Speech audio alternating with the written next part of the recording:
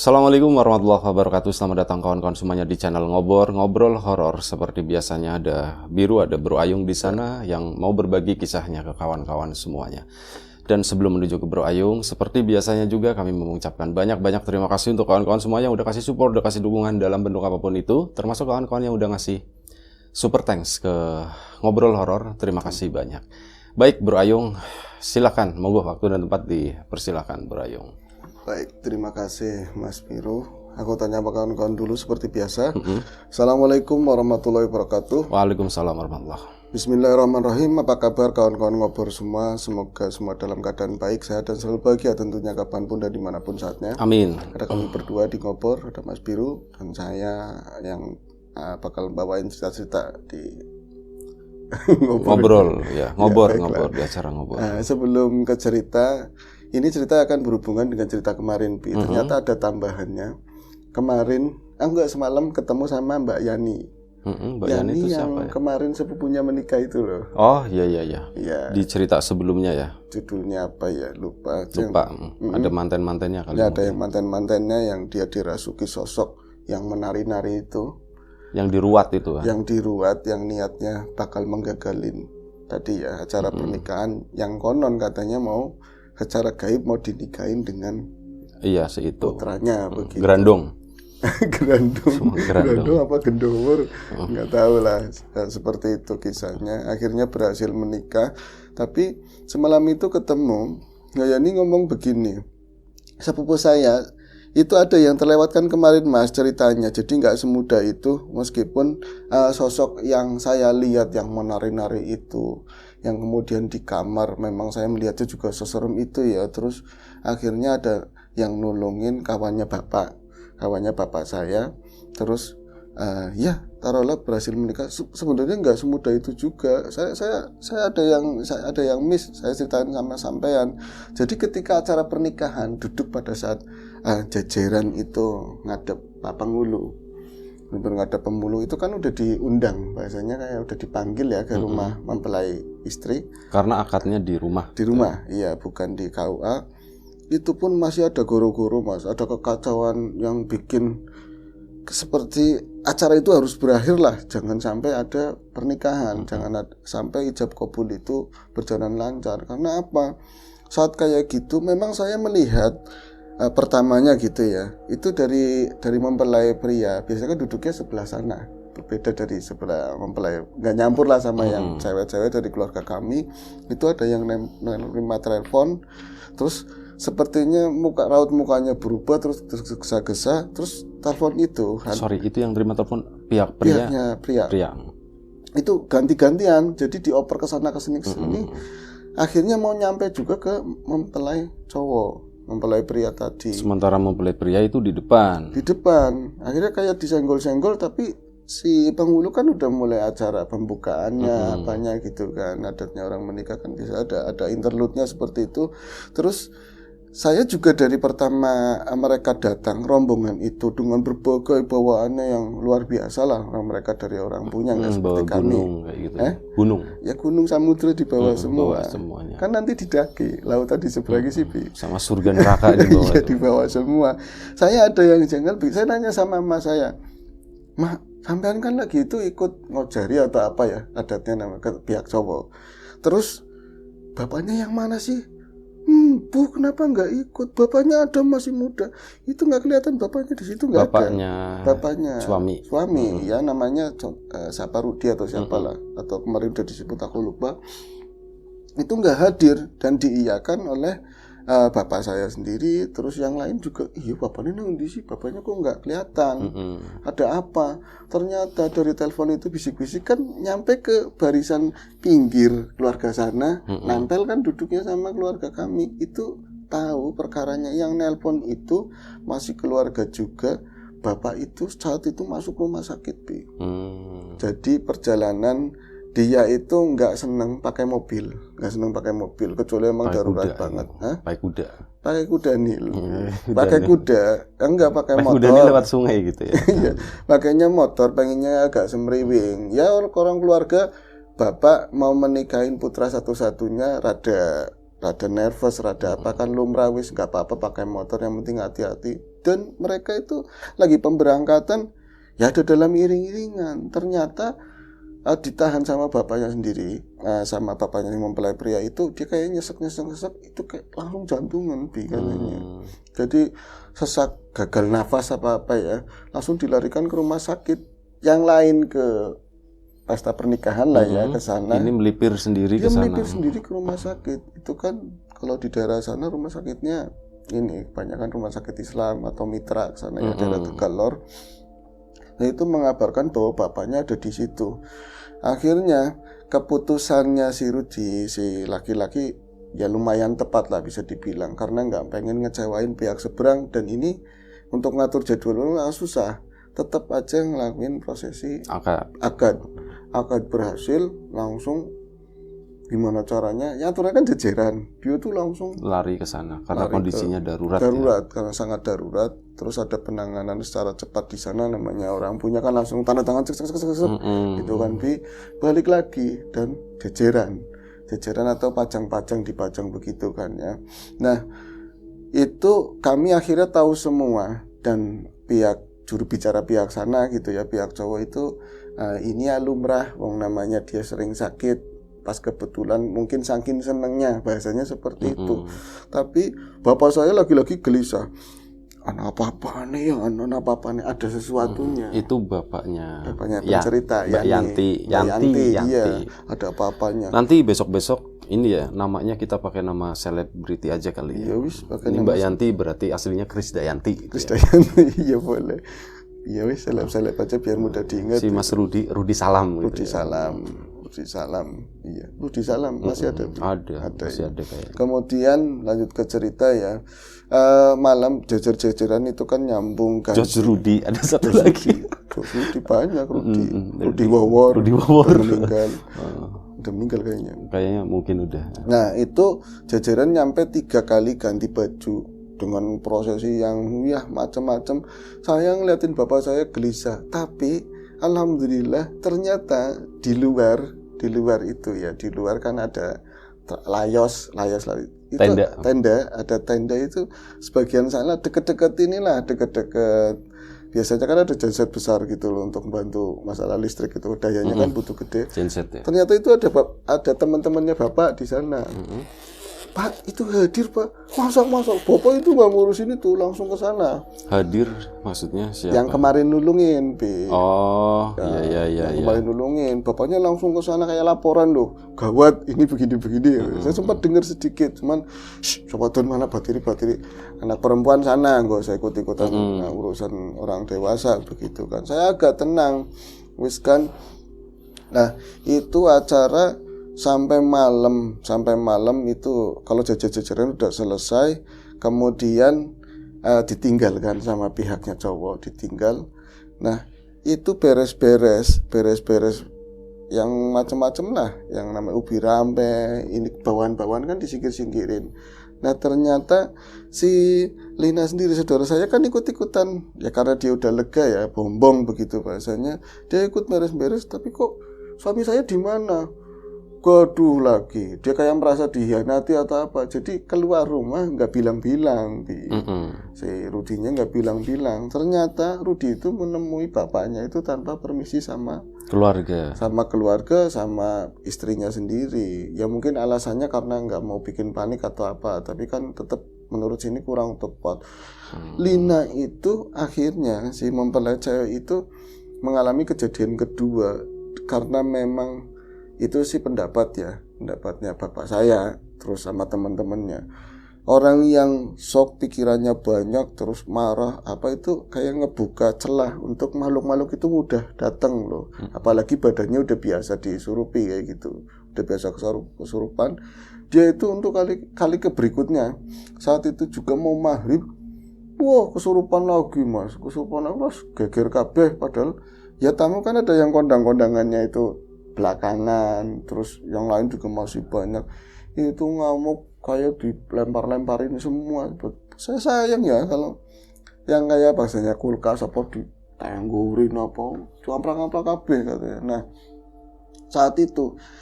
Yang saya lihat, kalau yang pertama kan dia matanya terbuka ya, lagi pas disuruh kayak penari, ini dia merem, kesurupannya merem, tapi marah-marah, kenapa aku ditinggal, ganti-ganti, ada suara cowok, suara dia, suara cowok, suara dia. Nah itu temannya bapak kan udah nggak ada, bapak saya sendiri lagi di rumah istirahat. Saya kedur bolak-balik, akhirnya saya tinggal, saya langsung ke rumah hubungin bapak, Pak, itu Selina begitu kesurupan lagi. Kumat gitu. Kumat. Iya, bahasanya lebih tepat kumat, itu kumat. Bapak saya langsung berenjal bangun begini kan. Lah, bapak nyariin ke rumah. Saya ke rumahnya Selina sama saya. Hujan jadi kayak hujan, alhamdulillah. Alhamdulillah adem. Kita bareng-bareng ke sana, ternyata Lina udah nggak ada. Katanya masih pakai kebaya yang pagi itu belum mau dicopot. Itu dicari dalam rumah nggak ada. Bapak saya langsung ngomong, jangan-jangan menyusulin ke rumah sakit. Beneran, Bi, adanya di jalan. Dan itu yang paling hampir fatal, hampir ketabrak sama bapak saya sendiri. Dia pokoknya ngeluarin mobil. Jalan kaki, terusut. Ya, depan rumah kan nggak jauh, jalanan gede. Jalanan kabupaten lah gede, itu hampir ketabrak bapak saya sendiri. Sampai ngikut, Mbak. Saya nggak ngikut. Nah, setelah itu kan bapak kan cerita, kamu yang bener aja.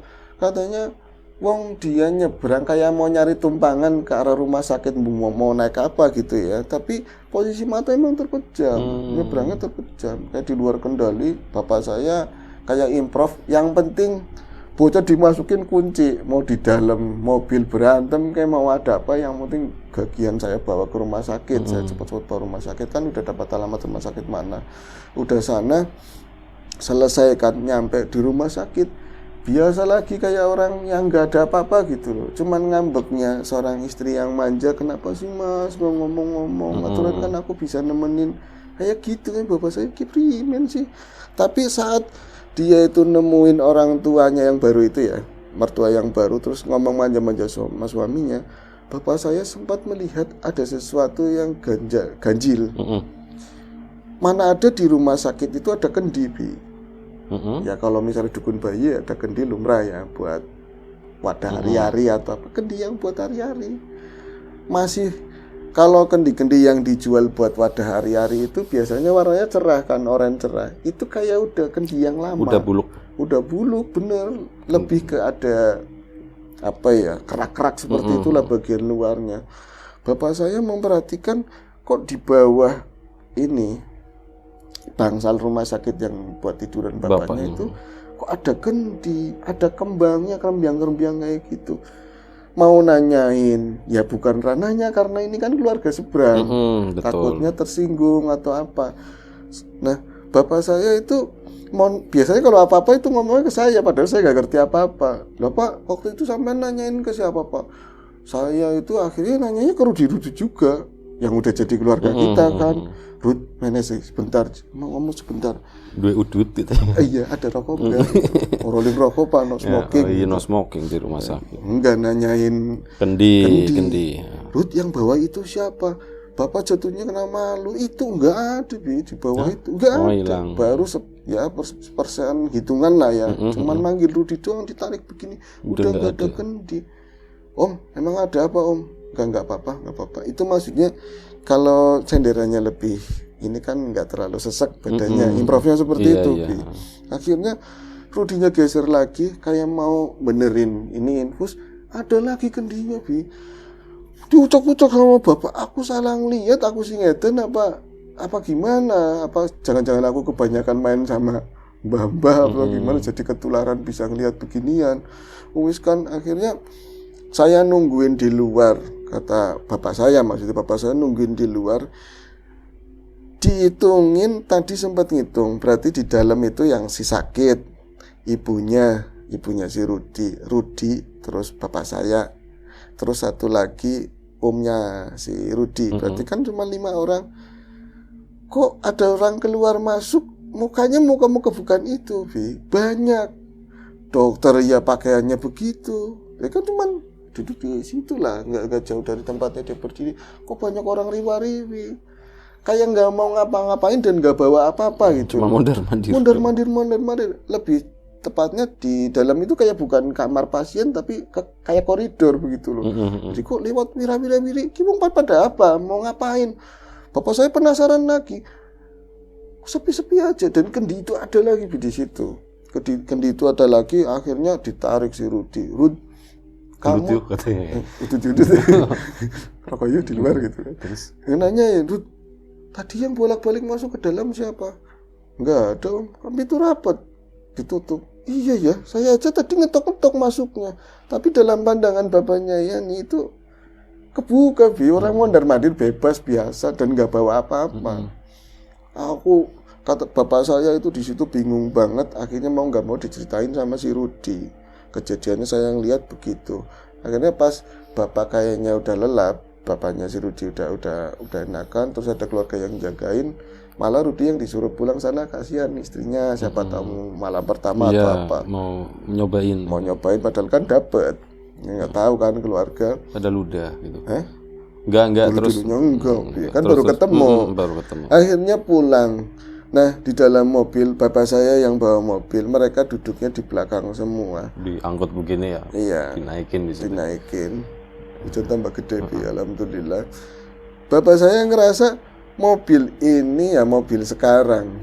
Kalau merek gak usah disebutin, yang jelas Toyota wis lah. Produknya Toyota, mobil sekarang. Mesin enak, enteng, apalagi nggak dibawa kencang-kencang, bawa pengantin lah, takut-takut ada apa-apa. Bisa kayak ngedibel, ngedibel. Harusnya tuh enak gitu. Harusnya enak. Mobil kok kayak ngedibel itu kayak berat, kayak ada yang gandulin. Ini kok mobil begini sih, coba dinaikin, ditambahin kecepatannya, sama makin ngeden. Yang aneh pengantin berdua itu nggak ada reaksi. Om, kenapa om? Padahal mobil itu gereng-gereng, bener-bener gereng-gereng. Saya bawa itu, kata Yani itu menceritakan bapaknya itu bawa mobil itu sampai mesinnya aja kedengeran, mesin halus begitu nyampe kedengeran ngeden gitu. Tapi bapaknya Yani memperhatikan dua orang itu kayak nggak terganggu apa-apa, nggak ada peristiwa apapun yang dialami oleh si supir. Mereka hanya cuman yang laki-laki ngelihat ke arah jendela sebelah luar kanan, yang cewek sana kayak orang nggak temenan gitu. Aku lama-lama lama-lama takut bawa mobil. Untungnya malam dekat, iya, untungnya dekat-dekat rumah. Pas sampai rumah ini saya handphone harus siap, nanti ngubungin teman saya kalau ada apa-apa. Yang kedua saya nggak mau ninggalin mereka berdua, takutnya kenapa-napa juga. Tahu-tahu nyampe rumah aman biasa aja, dan orang-orang udah berangsur karena udah capek kan, ada yang pulang, paling keluarga-keluarga dekat. Si Rudi ikut bantuin nyingkirin apa namanya pacetan. Pacetan bukan bawaan. Iya, kalau bapaknya Yani nyingkirin rokok bawa pulang, enggak, maksudnya nyingkirin bawaan-bawaannya itu sarahan loh, kayak macem-macem itulah yang dibawa-bawa. Kalau ada saya nyingkirin yang duit yang di itu kan ya, dirapi-rapiin itu dipajang lumayan. Iya. Biasanya ada loh. Nah itu ngerapiin, Rudi juga ikut ngerapiin. Ada yang aneh, dan waktu itu saya ada. Kalau itu saya ada karena penasaran sih. Yayu udah pulang apa belum? Saya siapa di Yani, situ? Oh, Yani udah. Saya ada. Kalau itu saya ada. Mereka pulang, saya langsung ke rumah, dekat rumahnya. Yanti. Mbak Krisdayanti. Sorry. Pas masuk ke sana, semuanya berjalan baik, dan saya, Pak, kenapa? Bapak kayaknya gini, nggak usah ngomongin yang situ ntar gitu kan. Kita gotong-gotong rame-rame nyingkirin ke ruang sebelah buat nanti jalan. Mantan itu lega. Di dalam kamar kan tumpuk-tumpukan banyak banget lah. Yang bawaan-bawaan yang bagus-bagus gitu kan. Termasuk jarit, duit-duit yang dipajang tadi. Aneh. Mahar itu. Mahar. Saya perempuan, saya aja enak-enak aja masuk ke kamar, namanya Mas Saudara. Ini siapa? Gitu kata si Yantinya. Saya tuh mendapatkan ada barang yang aneh dan gak lazim di situ. Itu ada kendi, ada kendi buluk, Mas, kendi buluk. Saya belum ngomong sama bapak, cuman saya sama si Lina, sama saudara saya, terus ada ibunya juga. Ki siapa? Ki gawani meneng gua apa? Ini dibawain ke sini buat apa? Barangan ya, sembarangan banget, kotor, airnya kayak lebih kayak air got, endek-endek gitu, kayak got yang ada encun-encunnya, anak-anaknya nyamuk, jentik-jentik seperti itu, tapi ada kembangnya baru-baru banget, kelopaknya mawar, melati, uncuk-uncuknya banyak, terus baunya wangur lebih ke amis-amis nggak kena kayak bau darah kayak gitu baunya. Dia siapa? Lu kok dibawa-bawa ke sini? Nah, Linanya kan mulai bengong. Kayaknya nggak ada ini loh dari kemarin. Tapi Lina ngelihat. Ngelihat semua. Sempat saya pegang, Mas. Saya pegang bolak-balik begini ya. Yang dipegang siapa, Lina atau itunya? Apanya? Kendinya. Iya, kendinya dipegang. Karena ini tumpuk-tumpukannya. Jadi saya aja ada jingkat. Karena nyesel di pojok-pojokannya ranjang gitu kan. Nyesel begitu. Ini kok baunya nggak enak banget. Akhirnya saya kan geger, saya ngomong gini, Pak Mriki, ke bapak saya sendiri. Biasanya menek bilangnya. Pak Menek ya gitu. Aslinya menek. Nah, sopan-sopan nih. Soalnya dia kan yang cerita. Keren kan. Pak Menek. Pak Menek. Udut wis. Udut. Apa ya Mr. Udut? Enggak. Pak Menek. Dia apa? Apa sih? Ya itu ya sarahan bawaan macam-macam. Karena nggak kelihatan dari pintu itu nggak kelihatan. Akhirnya mana sih deleng di sini? Kesel bapak kesel mau udut di luar. Terus si suaminya itu kan orangnya tinggi banget. Konon itu katanya 180 bi sampai pintunya kejedot pintu. Sama lama tinggiku ya. Ya, segitu aku 179 Iya, 180 tidak 1 cm ya. Sampai kuntet gitu. Versi mininya kan. Aduh. Om, itu siapa Om? Dia tahu dari tinggiannya dia kan bisa langsung love. Itu apa Om? Om kayak yang situ bilang tadi di rumah sakit.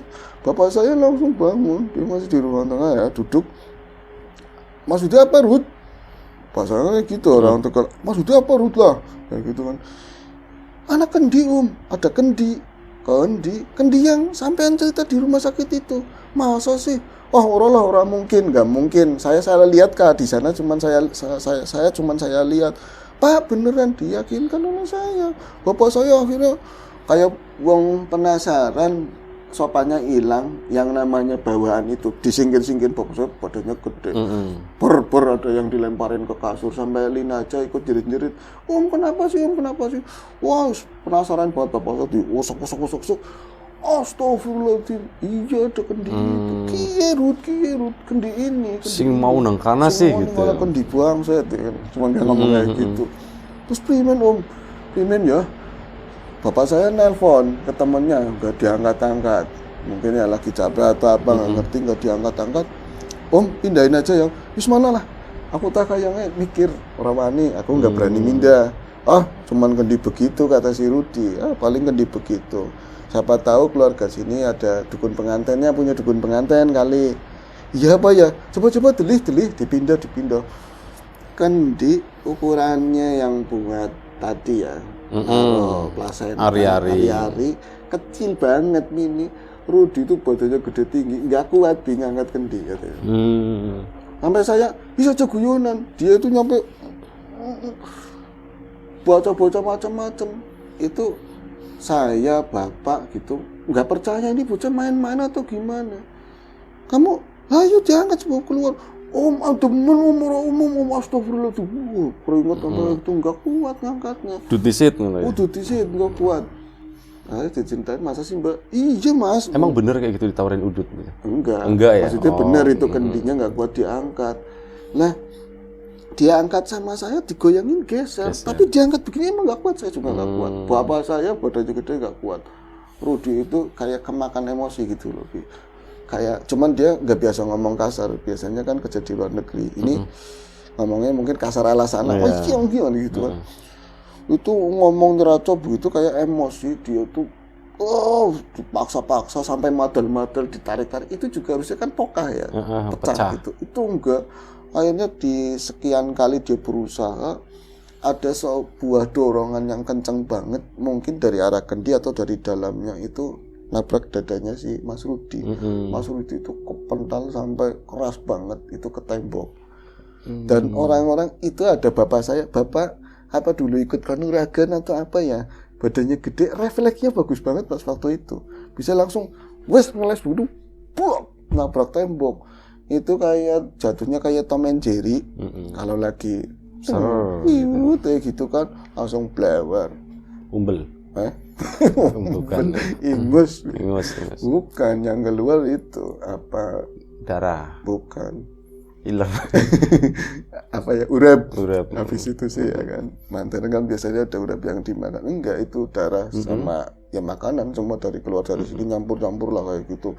Wah, geger lagi langsung di, Ruth, kamu nggak apa-apa, kamu nggak apa-apa. Kita spontan langsung lihat Rudy ya penting, tapi ngeliatnya karena kendi apa maksudnya, kendi kok nggak bisa diangkat kayak gitu. Akhirnya ada yang marah, ada yang tenang. Bapak saya ya menghimbau, jangan diapa-apain, nanti urusan saya. Tetap aja keluarga itu gregetan semua. Jadi yang bawa pendungan, toples apa pecahin gitu, mau dipecahin. Dihajar habis-habisan. Orang mempan bi. Ting kayak gitu. Akhirnya disteril. Si apa namanya? Kamar itu disteril. Keluar semua. Udah si Sapalina udah mulai goyang lagi. Goyang tapi bukan nari ya. Dia udah mulai matanya kebalik. Rudy ya parah, dibawa ke kamar ibunya mungkin atau apa. Wes bapak saya akhirnya manggil teman-temannya lagi, akhirnya diacarain lah di situ, diberesin. Bro, udut kayak gitu. Bro, kayak udut mana gitu. Langsung siap, siap. Itu meluncur ke situ. Saya nggak ngelihat prosesi apa-apa, tahu lagi dicangking. Apanya? Sama yang badannya gedean katanya. Siapanya? Kendinya. Kendinya lagi dicangking. Kita kan satu katanya dikeluarin. Orang antem ya katanya begitu, nggak berat katanya. Nggak berat kayak gini ya, kalian senengnya ngada-ngada aja gitu. Nih. Nah itu dikasihin sama bapak saya. Bapak saya langsung getar-getar begini. Tadi berat mas, tadi berat banget. Saya pada nyobain saya, enggak ada yang bisa ngangkat. Terus ini mau diapain? Terserah, mau dibuang terserah, mau ditaruh di depannya buat pajangan terserah. Akhirnya bapak itu karena saking girangnya enteng, lari ke depan itu lari kayak bocah kecil. Suka, lemparin ke tembok.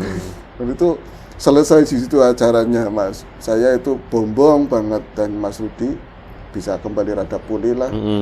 Terus ngomong, kalian ini ya maksudnya dimaklumin keadaan kayak gini, wong namanya saudara saya emang kadang sering begini. Ternyata ada keluarga Rudy yang datang juga ditelepon kan, karena Rudy juga kadang-kadang sering begitu. Ternyata sering begitu kadang-kadang juga ada kesurupan atau apalah. Tapi dari penjelasannya bapak saya sih katanya walaupun udah jadi akad, tapi pihak kemarin yang gangguin, berarti saudaranya yang nari-nari itu tetap dia punya, kalau di bahasa gaib punya atasan lagi lah, dia tetap nggak terima, mau ngetes lagi lah seperti. Tapi alhamdulillah selesai mas. Sampai sekarang beres semuanya. Beres semua, dan mungkin bentar lagi kalau udah acara kirim-kiriman mau berangkat ke luar negeri lagi katanya. Oh, si Rudy-nya. Berarti si Mbak Linanya sendirian. Akan ditinggal. Riman bi. Ya mau sendirian. Berarti di sini nggak dibawa ke sana gitu. Nggak dibawa.